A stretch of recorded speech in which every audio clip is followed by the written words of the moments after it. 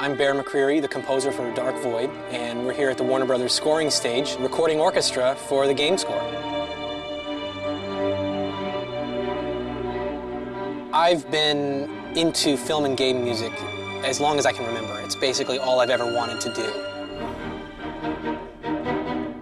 The film music that really inspired me in the early days, Empire Strikes Back, but also Back to the Future and a lot of Danny Elfman's works, Beetlejuice, Pee-wee's Big Adventure, stuff even before Batman. These are things that really caught my ear.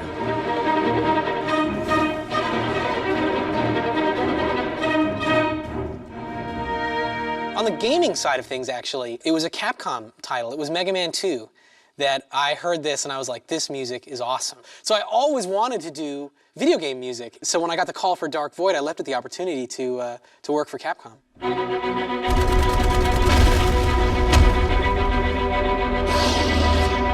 The music for Dark Void is an interesting departure for me. I think that in sci-fi realms, my work has become quite well known because of how different it is. I score Battlestar Galactica with a lot of taiko drums.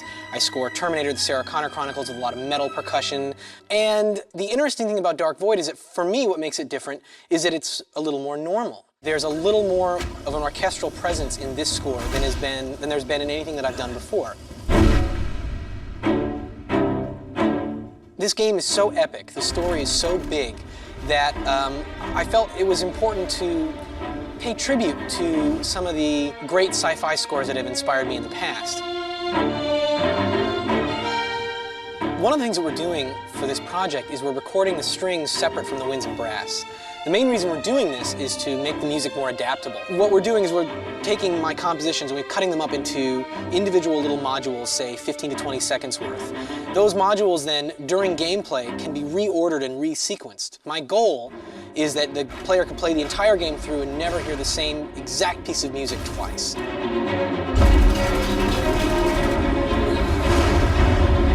I wanted to make it unfamiliar, because part of my issue as I play games is you get so familiar with the music that by the time you get into the third or fourth hour, the music has just become something to listen to while you're playing the game. It might as well be System of a Down or Britney Spears or anything, it doesn't matter. It's not making it tense because you're familiar with it.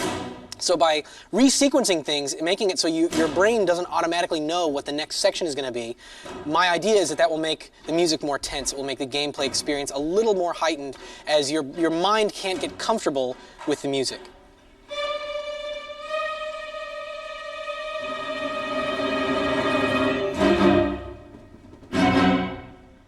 The most fun part of the game is obviously getting to fly, and so among our initial discussions was to come up with music for when you're flying and music for when you're on the ground. It was a great idea in theory. The problem that we found is, as I started messing around with the gameplay and we started really talking about how to implement it, is that the most exciting part of this game is you can fly whenever you want. Or you can stay on the ground. It's really up to the player. It's not like there's a ground level and then a flying level. So the problem was, if the music is changing, then you could take off for 5 seconds and the music could go da-da-da-da-da, and then you decide, no, I'm going to walk around for a little bit, and then it just stops.